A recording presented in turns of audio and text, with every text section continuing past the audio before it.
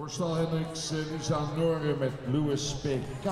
Lisa Noren werd als 18-jarige gebombardeerd tot toptalent. Daarna werd het stil, maar nu is ze terug. Blij dat we weer een beetje op dit niveau actief zijn. Ja. Inmiddels is ze 28 jaar. En dat ze talent had, werd al duidelijk 10 jaar geleden. Toen ze als jonkie derde werd tijdens het gym. Foutloos of niet? Laatste. En jawel! Dromen zijn er natuurlijk en die ga ik achtervolgen. Toen, als 18-jarige, kon ze nog niet vermoeden dat het leven anders liep. Zo verkocht de familie Noren de stal, het bedrijf en het huis. Niet onze keus natuurlijk. Het was toch na het overlijden van mijn moeder.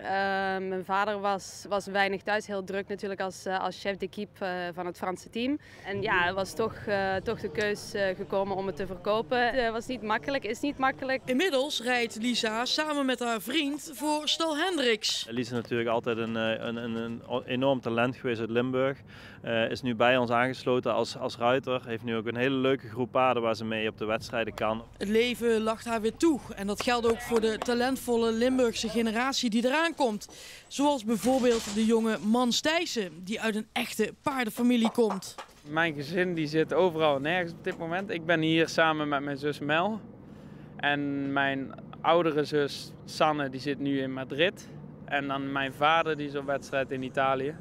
En moeder Dorien die zorgt ervoor dat thuis alles op stal nog gerunnerd blijft terwijl wij op reis zijn. Een doorsneedag voor de familie Thijssen. Sommige Limburgse talenten mochten al mee met het Nederlands team. En dat zullen er alleen maar meer worden in de toekomst. Merk je op kampioenschappen toch nog vaak.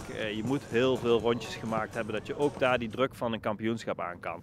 Dus daar ligt misschien het verschil nog een beetje. Maar ik ben ervan overtuigd dat iemand die met een heel goed paard heel veel ervaring heeft, ook als jonge ruiter, dat die ook kansen krijgen. Er zijn weinig paarden die geen suikerklontjes lusten, alleen deze lust niet. Echt waar, die lust geen suikerklontjes, die wil alleen maar van zo'n stukje zelf. En wie weet zien we Mans en Lisa in de toekomst in het Nederlands team.